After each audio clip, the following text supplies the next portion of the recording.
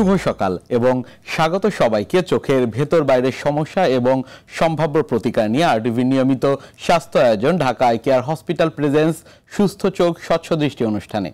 দর্শক, আমাদের আয়োজনের প্রতি পর্বে আমরা চোখের কিছু নির্দিষ্ট সমস্যা নিয়ে কথা বলে থাকি এবং জানবার চেষ্টা করে থাকি কি করে সেই সমস্যাটি এড়ানো যায় বা পরিত্রাণ পাওয়া যায়। আজ আমরা আলোচনা করব চোখ লাল ও তার করণীয় নিয়ে। আলোচনার জন্য আজ আমাদের সঙ্গে আছেন ঢাকা আই কেয়ার হসপিটালের কনসালটেন্ট এবং ল্যাসিক বিশেষজ্ঞ ডাক্তার ফাইজা প্রিয়দর্শিনী রশিদ। আপনাকে স্বাগত জানাচ্ছি আমাদের আজকের এই আলোচনায়। ধন্যবাদ। আপনাকে কেমন আছেন? ভালো আছি। আজ আমরা খুব গুরুত্বপূর্ণ একটি বিষয় নিয়ে আলোচনা করব। একেবারে অনুষ্ঠানের শুরুতে আপনার কাছে যে বিষয়টি জানা রয়েছে সেটি হচ্ছে, আমরা অনেকের ক্ষেত্রেই দেখতে পাই যে হঠাৎ করে চোখ লাল হয়ে গিয়েছে। কেউ কেউ এটি দেখে আবার ভয় পান, আবার কেউ কেউ এটিকে একেবারে অবহেলা করে চান। এই বিষয়টি আসলে কি? আজকে আসলে আমরা যে বিষয়টি নিয়ে আলোচনা করব সেটি আসলে খুবই বহুল প্রচলিত, খুবই কমন আমাদের চেম্বারে এবং আমাদের সমাজেও খুবই কমন। সেটি হচ্ছে রেড আই। আপনি যেটা প্রথমেই বলছিলেন, রেড আই হওয়ার অনেকগুলো কারণ থাকে, বা রেড আই আসলে কাকে বলে সেটি যদি আমি একটু ডাক্তারি ভাষায় বলতে যাই, তাহলে আমাদের চোখের সামনে যে মণিটা থাকে কর্নিয়া, তার পাশে যে সাদা রঙের যে স্ট্রাকচারটা থাকে স্ক্লেরা, তার ওপর একটি স্বচ্ছ আবরণ বা ঝিল্লির মতন একটি পর্দা থাকে, সেটিকে আমরা বলি কনজাংক্টিভা। তারই নিচে সূক্ষ্মাতি সূক্ষ্ম কিছু ছোট ছোট রক্তনালী থাকে। এই রক্তনালীগুলো যখন কনজেস্টেড বা ফুলে যাচ্ছে বা মাঝে মাঝে রক্তক্ষরণ হচ্ছে, তখনই আসলে আমাদের চোখটা কিন্তু লালাভ ধারণ করে। সেটিকে আসলে কিন্তু আমরা মেডিকেল টার্মে বলি রেড আই, এবং এই রেড আইয়ের অনেকগুলো কারণ কিন্তু রয়েছে। নিশ্চয়ই। আমরা যদি একটু ছবির মাধ্যমে দেখে নিতে পারি। জি, অবশ্যই। যে লক্ষ্য করুন, এখানে প্রথম ছবিতে দেখতে পাচ্ছেন ওনার দুটি চোখই কিন্তু লাল। নিচের ছবিতে দেখতে পাচ্ছেন এখানেও চোখ লাল হয়েছে, কিছুটা সাদা আছে, কিছুটা লাল হয়েছে। পরের ছবিতে দেখতে পাচ্ছেন লাল হয়েছে, সাথে একটু হলুদ রঙের একটু ময়লা মতন আসছে। সবগুলোই কিন্তু আসলে লাল চোখ, কিন্তু কারণগুলো একেবারেই আলাদা। কি কি কারণে আসলে এই চোখ লাল হতে পারে বা রেড আইয়ের কথা যেটি বলছিলেন সেটি হয়ে থাকে? আসলে অনেকগুলো কারণেই রেড আই হতে পারে। যেমন প্রথমেই যদি আমি সবচেয়ে বহুল প্রচলিত বা কমন যে কারণটা যদি বলি, সেটি হচ্ছে কনজাংক্টিভাইটিস বা চোখ ওঠা যেটিকে আমরা বলে থাকি। সেটি অনেক কারণেই হয়, যেমন ভাইরাস, ব্যাকটেরিয়া বা অ্যালার্জি জনিত কারণেও কিন্তু হতে পারে। এর পরের কারণ হতে পারে যে ড্রাইনেস, কম্পিউটার ভিশন সিনড্রোমও কিন্তু ইদানিং খুবই বহুল প্রচলিত, খুবই কমন। তাছাড়া দীর্ঘদিন যদি আমরা ছানি পুষে রাখি, সেখান থেকে লেন্স ইনডিউস গ্লোকোমা থেকে হতে পারে, এমনকি অ্যাকিউট কনজেস্টিভ গ্লোকোমা থেকে হতে পারে। আপনি জানেন যে চোখে আঘাত পেলে সেখান থেকে কিন্তু চোখ লাল হতেই পারে।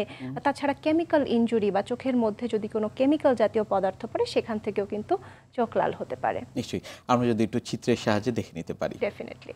ছবিটা দেখছি, দেখতে পাচ্ছেন এখানে আসলে আমি যে কথাগুলো বলছিলাম সেটি আসলে ছবির সাহায্যে আমরা যদি একটু দেখি, যেমন আঘাত থেকে হতে পারে, কনজাংক্টিভাইটিস বা চোখ ওঠা যেটি বলছিলাম সেখান থেকে হতে পারে, চোখের মণিতে যদি আলসার হয়ে যায় সেখান থেকে হতে পারে, এমনকি ড্রাইনেস থেকে হতে পারে, গ্লোকোমা থেকে হতে পারে, স্ক্লেরাইটিস থেকে হতে পারে, ইউভিআইটিস থেকে হতে পারে। খুব নানান কারণে কিন্তু রেড আই হয়। আমরা যদি একটু আরেকটি ছবির মাধ্যমে দেখে নিই। যে লক্ষ্য করুন, এখানে ছবিতে আপনি দেখতে পাচ্ছেন যে প্রথম ছবিটা আমি যেটি বলছিলাম যে খুবই কমন, যেটি আমরা বলি ড্রাইনেস থেকে কিন্তু চোখ লাল হয়।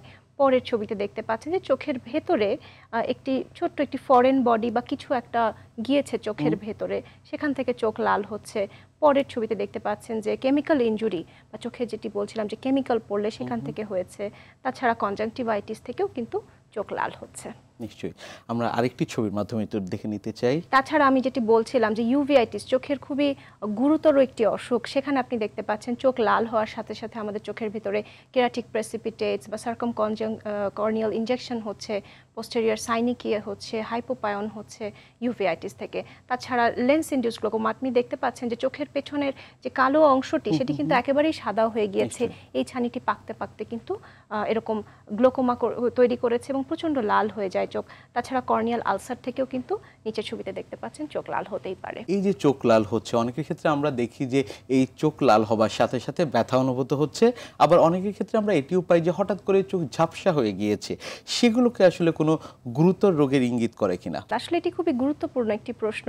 আপনি জানেন যে চোখ লাল হওয়ার পাশাপাশি যদি চোখে কোনো কারণে যদি ঝাপসা দেখতে থাকে, বা যদি হঠাৎ করে উনি কম দেখছেন, চোখে প্রচণ্ড ব্যথা হচ্ছে, বেদনা হচ্ছে, তাহলে আমি পরের যে অসুখগুলোর কথা বলছিলাম যেগুলো খুবই গুরুত্বপূর্ণ অসুখ, যেমন ইউভিআইটিস বা গ্লোকোমা বা কর্নিয়াল আলসার, এই ধরনের রোগে কিন্তু এরকম ধরনের চোখ লাল হতে পারে। সব লাল চোখ যে বিষয়টি নিয়ে আজকে আমরা কথা বলছি সেগুলোকে আসলে বিপজ্জনক কিনা, নাকি এটি সাধারণ কোনো কারণেও হতে পারে? দর্শকরা আসলে জানতে চায় যে চোখ লাল এটি আসলে ভয়ের কোনো কারণ কিনা। জি অবশ্যই, আমি প্রথমের দিকে যে কারণগুলো বলছিলাম, যেমন ড্রাইনেস হতে পারে, বা হয়তো একটু কনজাংটিভাইটিস হয়েছে, বা ড্রাইনেসের আরেকটি পার্ট যেটি বলছিলাম যে কম্পিউটার ভিশন সিনড্রোম, সেখান থেকে কিন্তু সাধারণভাবে চোখ লাল হতে পারে। যদিও কনজাংটিভাইটিসকে ছোট করে দেখার কোনো সুযোগ নেই, অবশ্যই সময় মতো চিকিৎসা নেওয়াটা খুবই জরুরি। কনজাংটিভাইটিস এই রোগটি সম্পর্কে অনেকেই ধারণা করে থাকেন যে সেটি আসলে হয়েছে, কিছুদিন পরে এমনিতেই একেবারেই সেরে যাবে, চিকিৎসকের কাছে যাওয়ার প্রয়োজন নেই। বিষয়টি আসলে এমন কিনা? জি, অনেক ধন্যবাদ এই প্রশ্নটি করার জন্য। আসলে রোগীরা তো অনেক সময় ভাবেন যে চোখ একটু সামান্য লাল হয়েছে, হয়তো চোখ উঠেছে, এটি শুনলেই রোগীরা আসলে খুব স্বস্তি পান যে তাহলে হয়তো 3-4-5 দিন পরে হয়তো ঠিক হয়ে যাবে, আমার চোখে ড্রপ বা একজন ডাক্তারের কাছে যাওয়ার কোনো প্রয়োজনীয়তা নেই। কিন্তু আপনি শুনে খুবই অবাক হবেন, বা যেটি জানানোটি আসলে খুবই প্রয়োজন, সেটি হচ্ছে যে কনজাংটিভাইটিস হয়তো 5-6 দিন 7 দিন 10 দিন পর ঠিক হয়ে যাবে, কিন্তু সেই সাথে কনজাংটিভাইটিসের সাথে যদি আমাদের চোখের সামনে যে মনি বা কর্নিয়া বলি সেটি যদি আক্রান্ত হয়ে যায়, সেখান থেকে যদি কেরাটাইটিস ডেভেলপ করে, এমনকি কর্নিয়াল আলসার যদি ডেভেলপ করে, অর্থাৎ কনজাংটিভাইটিস নয়, কনজাংটিভাইটিসের কারণে যে কমপ্লিকেশনগুলো হচ্ছে সেখান থেকে কিন্তু গুরুতর রোগ হতে পারে। তাই আমি দর্শকদের উদ্দেশ্যে অবশ্যই বলবো যে কনজাংটিভাইটিস হলেও কিন্তু আপনি অবশ্যই একজন চক্ষু রোগ বিশেষজ্ঞের কাছে আসবেন। তাছাড়া এটি যে কনজাংটিভাইটিস রোগী হয়েছে এটি বোঝাটাও কিন্তু একজন রোগীর পক্ষে ইনিশিয়ালি বোঝা সম্ভব নয়, তাই অবশ্যই একজন চক্ষু বিশেষজ্ঞের কাছেই তার যাওয়া উচিত। কনজাংটিভাইটিস এই রোগটি পরিবারের একজনের হলে সেটি থেকে আসলে পরিবারের অন্য সদস্যদের কাছে যেতে পারে কিনা, অর্থাৎ সংক্রমণের যে বিষয়টি রয়েছে সেটি ঝুঁকি কতটুকু রয়েছে? আসলে কনজাংটিভাইটিস বা চোখ ওঠার যে বিষয়টা, এটি মূলত কিন্তু ম্যাক্সিমাম ভাইরাল কজেই হয়ে থাকে। তাছাড়া ব্যাকটেরিয়াল বলেছি বা অ্যালার্জিক বলেছি, সাধারণত ভাইরাল বা ব্যাকটেরিয়াল কারণে হলে এটি খুবই ছোঁয়াচে বা সংক্রামক ব্যাধি। সেই জন্য আসলে যখনই এই ধরনের রোগ হচ্ছে, আপনার ডাক্তার যখন আপনাকে বলে দিয়েছে যে আপনার ভাইরাস দ্বারা আক্রান্ত হয়েছে, অবশ্যই আপনি বাড়ির সবার থেকে একটু দূরত্ব বজায় রাখবেন। আপনি যে তোয়ালে দিয়ে মুখ মুছছেন, আপনি যে টিস্যু পেপারটি ব্যবহার করছেন, অবশ্যই সেটি অন্যদের থেকে একটু দূরত্বে রাখবেন। তাছাড়া আপনি বারবার নিজের হাতটি ধুবেন। আপনি চোখে যখন স্পর্শ করছেন, চোখ স্পর্শ করার থেকে বিরত থাকবেন। অবশ্যই চোখে যখন ড্রপ দিচ্ছেন, ড্রপটি যেটি গড়িয়ে পড়ছে, একটি টিস্যু পেপারের সাহায্যে আপনি মুছে নিলেন, টিস্যু পেপারটা আপনি একটু দূরে ফেলে দিলেন, তারপরে আপনি আবার হাত ধুয়ে নিলেন।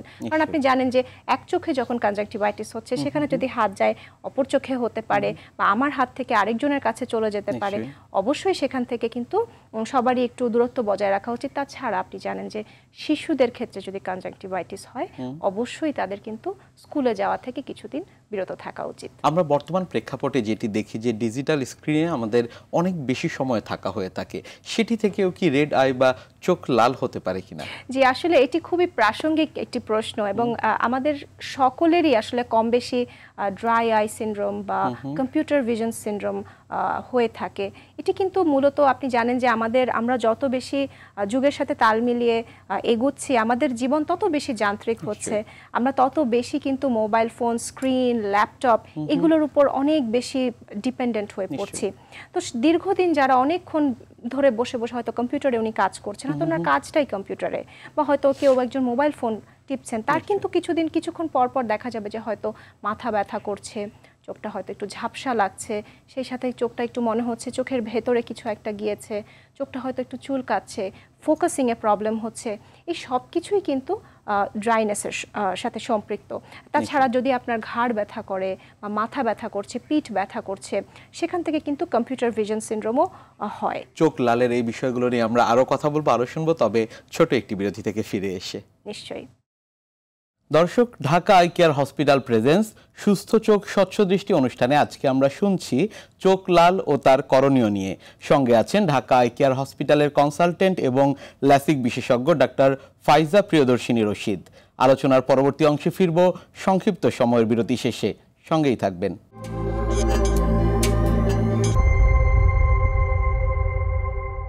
আবারও ফিরে এলাম Dhaka eye care hospital presence সুস্থ চোখ স্বচ্ছ দৃষ্টি অনুষ্ঠানে।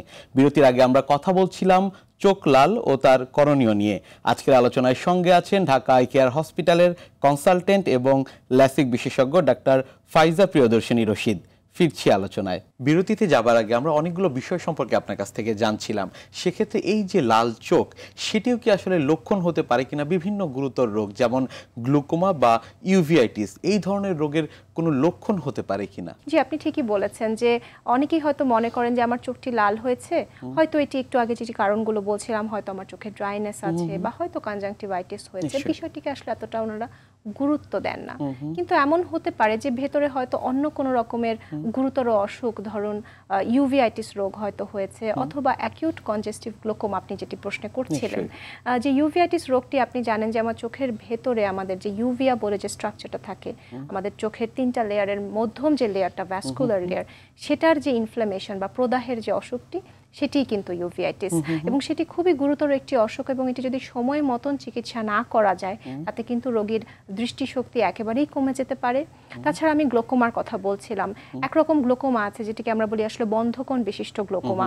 তো কোনটি যদি একটু একটু করে বন্ধ হতে হতে হতে হতে একদিন হঠাৎ করে একটি অ্যাকিউট অ্যাটাক হলো এবং প্রচণ্ড চোখ লাল নিয়ে, ব্যথা নিয়ে রোগী আমাদের কাছে বমি করতে করতে পর্যন্ত আমাদের কাছে আসেন, এবং অনেকেই মনে করেন যে হয়তো বা এটি পেটের কোনো অসুখ বা মাথা ব্যথা করছে, হয়তো অন্য কোনো রকম অসুখ। পরে দেখা যাচ্ছে যেটি আসলে গ্লোকোমা থেকে ওনার প্রচণ্ড চোখ লাল হয়ে ব্যথা হয়ে ওনার এমনটি হচ্ছে, এবং সেটি কিন্তু একটি দৃষ্টিশক্তি চলে যাওয়ার মতন একটি অসুখ, এবং এটিকে যদি আমরা দ্রুত গতিতে অ্যাড্রেস না করি, রোগী কিন্তু আসলে অন্ধত্ব বরণ করতে পারেন। আমরা অনেক সময় দেখি যে অনেকে আসলে ছানি সেটি পুষে রাখেন, আবার অনেকে এটিও মনে করে থাকেন যে বয়সের সাথে সাথে ছানি হতে পারে একটা স্বাভাবিক বিষয়। এটি এই যে ছানি পুষে রাখছেন দীর্ঘ সময় ধরে, সেটি থেকে আসলে পরবর্তী সময় জটিলতা হিসেবে চোখ লাল হতে পারে কিনা? আসলে আমাদের চোখে আপনি যেটি বলছিলেন যে অনেকেরই কিন্তু এমনটি ধারণা থাকে যে আমি দীর্ঘদিন যাবৎ ছানিটি পুষে রাখবো, বা প্রাথমিক পর্যায়ে আমি অপারেশনে যাব না, বা এমন কোনো পদ্ধতি আছে কিনা যেটিকে আসলে আমার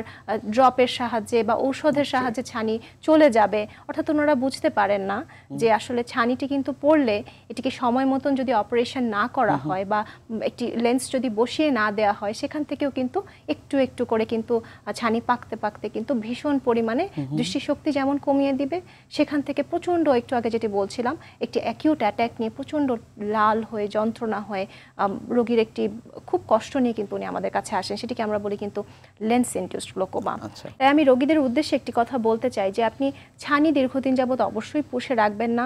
আপনার চক্ষু বিশেষজ্ঞ যখন আপনাকে বলবেন যে আপনার এখনই অপারেশন করাটি প্রয়োজন, আপনি সেই সময় কিন্তু অপারেশনটি করবেন, এবং আপনি জেনে খুবই খুশি হবেন যে অপারেশনটি কিন্তু করতে বেশিক্ষণ সময় লাগে না, 10 থেকে 12 মিনিট সময় লাগে, এবং এটির জন্য কোনো ইনজেকশন দেওয়া লাগে না অপারেশনের আগে, এবং অপারেশনের সময় কোনো রক্তপাত বা সেলাই বা এমনকি অপারেশনের পরে কিন্তু কোনো ব্যান্ডেজেরও প্রয়োজন হচ্ছে না। অর্থাৎ এটি খুবই রোগী বান্ধব বা পেশেন্ট ফ্রেন্ডলি একটি সার্জারি, এবং সেই জন্যই কিন্তু আসলে সঠিক সময়ে একজন রোগীর ছানি অপারেশন করাটি খুবই জরুরি বা গুরুত্বপূর্ণ। ছানি অপারেশনের অনেকগুলো পদ্ধতি রয়েছে, সাধারণত আধুনিক চিকিৎসা পদ্ধতি এবং নিরাপদ চিকিৎসা পদ্ধতি কি কি রয়েছে? আসলে ছানি অপারেশনের জন্য কিন্তু সবচেয়ে লেটেস্ট যে টেকনোলজি, সেটিকে আসলে আমরা বলি ফেকো এমালসিফিকেশন সার্জারি। আমি একটু ছবির সাহায্যে বুঝিয়ে দিতে চাই।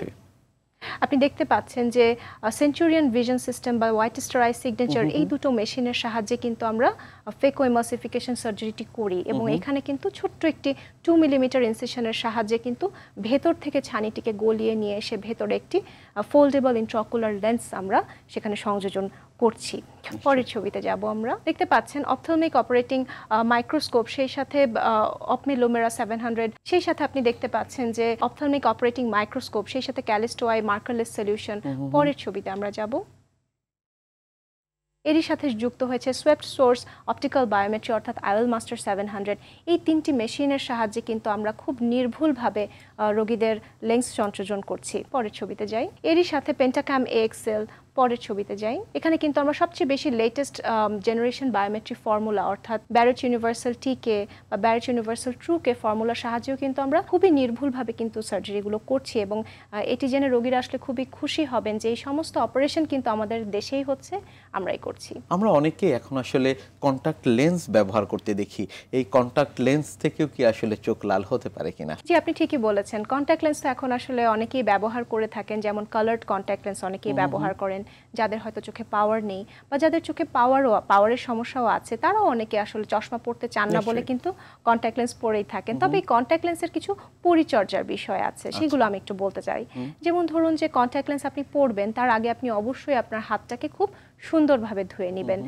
সেই সাথে আপনি যখন পড়ছেন, এটি একটু পড়ার একটি নির্দিষ্ট নিয়ম আছে, সেটি আপনি অবশ্যই মেনে চলবেন। এবং আপনি যখন কন্ট্যাক্ট লেন্সটি পড়ছেন, অবশ্যই আপনি কিন্তু এখানে একটি কন্ট্যাক্ট লেন্স সলিউশন থাকে, সেটির সাহায্যে কিন্তু কন্ট্যাক্ট লেন্সটিকে আপনি পরিষ্কার করবেন। অবশ্যই কোনো ট্যাপ ওয়াটার বা মিনারেল ওয়াটার দিয়ে আপনি কন্ট্যাক্ট লেন্স কিন্তু পরিষ্কার করবেন না। এবং প্রত্যেকবার পরার পর আপনি যখন কন্ট্যাক্ট লেন্স কেসে যখন যে কন্ট্যাক্ট লেন্সটি রাখছেন, অবশ্যই অপথ্যালমিক সলিউশন দিয়ে নতুন করে কিন্তু ক্লিন করে তারপর রাখতে হবে। এমনকি যে কেসটা থাকে, কন্ট্যাক্ট লেন্সের যে কেসটা আমরা বলি, সেটিও কিন্তু প্রতি সপ্তাহে পরিষ্কার করা উচিত। তাছাড়া কন্ট্যাক্ট লেন্স পরার পর রাতের ঘুমানোর আগে অবশ্যই কন্ট্যাক্ট লেন্সটি খুলে রাখতে হবে, তা না হলে বিভিন্ন ধরনের ইনফেকশন বা আঘাতজনিত সমস্যাও চোখে হতে পারে। আমরা অনেকগুলো গুরুত্বপূর্ণ বিষয় শুনছিলাম আপনার কাছ থেকে। এই যে রেড আই বা লাল চোখ, সেটি কি শুধুমাত্র প্রাপ্তবয়স্কদের ক্ষেত্রেই সম্ভব নাকি ছোটদের ক্ষেত্রেও হতে পারে? আমরা জানি যে অনেকেরই দেখা যায় যে হয়তো একটু আগে যেটি বলছিলাম যে কনজাংটিভাইটিস থেকে কিন্তু চোখে কিন্তু ভাইরাস বা ব্যাকটেরিয়া দ্বারা আক্রান্ত হতে পারে বা অ্যালার্জি থেকে হতে পারে। তো শিশুদের ক্ষেত্রে অ্যালার্জিক কনজাংটিভাইটিসের একটি স্পেশাল বা বিশেষ ধরন আছে, যেটিকে আমরা বলি ভার্নাল কেরাটোকনজাংটিভাইটিস। এটি সাধারণত শিশুদেরই হয় এবং এটি যে সমস্ত শিশুদের হয়তো অনেক বেশি অ্যালার্জির সমস্যা থাকছে, কিছু ধরনের খাবার, কোল্ড অ্যালার্জি, ডাস্ট অ্যালার্জি, এই ধরনের বাচ্চাদের কিন্তু এমন ধরনের অ্যালার্জি থেকে কিন্তু চোখ লাল হতে পারে। এবং এই চোখ লালের কারণে কিন্তু শিশুরা দেখা যাচ্ছে অনেক বেশি হয়তো চোখটা ডলছে, চোখ চুলকাচ্ছে, কিন্তু সেখান থেকে হয়তো বাবা মারা উদ্বিগ্ন হয়ে আমাদের কাছে নিয়ে আসে। তবে আমি এখানে একটি বিষয় আসলে খুব বেশি আলোকপাত করতে চাই, যে এই ধরনের ভার্নাল কেরাটোকনজাংটিভাইটিসের যে চোখ লাল হচ্ছে যেসব শিশুদের, এই ধরনের শিশুদের কিন্তু পরবর্তীতে চোখের কর্নিয়া পাতলা হয়ে যাওয়ার অসুখ, কেরাটোকোনাস রোগ কিন্তু ডেভেলপ বা তৈরি হতে পারে। তাই আমরা সকল শিশুদেরকে বলি যে আপনাদের বাবা মাদেরকেও বলি যে আপনাদের শিশুদেরকে আমাদের কাছে নিয়ে আসবেন, সঠিক সময় আমরা চিকিৎসা দেব। চিকিৎসা দিলে শিশুটি হয়তো আর চোখটি ডলছে না, চুলকাচ্ছে না, সেখান থেকে কর্নিয়া পাতলা হয়ে যাওয়ার অসুখ কিন্তু তখন আর তৈরি হচ্ছে না। এই যে রেড আই বা চোখ লাল, সেটি থেকে রক্ষা পেতে বা সেটি থেকে বাঁচতে হলে দর্শকদের আসলে কি কি পরামর্শ গ্রহণ করা উচিত? আসলে চোখ নিজের যত্ন নিজেই নিতে পারে, কিন্তু তারপরও আসলে কিছুটা তো দায়িত্ব আমাদের কাছে থেকেই যায়। আমি যে কথাগুলো আজকে বলছিলাম, যে ড্রাইনেস যদি আমি প্রথমেই বলি, আপনি কিছু কিছু বিষয়ে মনে রাখবেন। যেমন আমি আমার প্রত্যেকটা রোগীকেই বলি যে এক পলকভাবে কোনো কিছুর দিকে এক পলক দৃষ্টিতে না তাকিয়ে থাকতে, 20-20-20 রুলস ফলো করতে। আমি একটা ছবি দিয়ে বুঝিয়ে দিতে চাই। দেখতে পাচ্ছেন যে চোখের সুরক্ষায় 20-20-20 নিয়ম, অর্থাৎ আপনি 20 মিনিট পর পর 20 সেকেন্ডের জন্য 20 ফুট দূরত্বে আপনি তাকাবেন। অর্থাৎ আপনি হয়তো কম্পিউটার ডিস্টেন্সে কাজ করছেন, তা আপনি সারাক্ষণ এখানে কাছে ইন্টারমিডিয়েট ডিস্টেন্সে তাকিয়ে আছেন, আপনার চোখটা কিন্তু ফ্যাটিগড হয়ে যাচ্ছে, অর্থাৎ আপনি ঝাপসা দেখছেন, ফোকাসিং এ প্রবলেম হচ্ছে। তাই আপনি যদি 20 মিনিট পর পর একটু ব্রেক নেন, 20 সেকেন্ডের জন্য একটু দূরে তাকালেন, তাহলে কিন্তু এই ধরনের চোখ লাল হওয়া বা এই ধরনের ফোকাসিং এ প্রবলেম বা মাথা ব্যথার সমস্যাগুলো কিন্তু থাকছে না। সেই সাথে যেটি বলছিলাম, যারা কন্ট্যাক্ট লেন্স ব্যবহার করেন তাদের পরিচর্যার বিষয়গুলো আমি একটু আগে বলছিলাম। শিশুদের ক্ষেত্রে বলছিলাম যে যদি চোখ লাল হয় বা চোখ ওঠে, অবশ্যই একজন ডাক্তারের কাছে আসবেন এবং স্কুলে যাওয়া থেকে সেই সময় বিরত থাকতে হবে। তাছাড়া দীর্ঘদিন কিন্তু ছানি পুষে রাখাটাও কোনো কার্যকর বিষয় নয়। একজন চক্ষু বিশেষজ্ঞের কাছে গিয়ে যখন উনি আপনাকে সাজেস্ট করবেন বা বলবেন আপনি অপারেশন করে ফেলেন, তখন কিন্তু করে ফেলাটাই সবচেয়ে ভালো।